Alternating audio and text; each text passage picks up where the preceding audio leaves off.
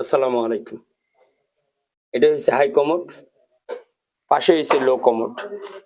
তো লো কমোড আর high commode আমরা অনেকেই অনেক সময় অনেকভাবে লাইন করে থাকি।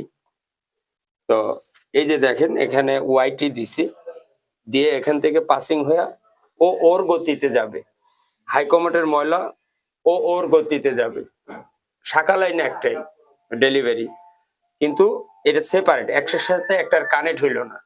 আমি যদি এখন এখানে এইভাবে টি দিতাম, টি দিয়ে লং ট্রাপ দিতাম, তাইলে হয়তো কি হাই কমোড হয়ে পরে আইতো, তাই না? তো এই জন্য এটাই হচ্ছে কিন্তু সঠিক নিয়ম।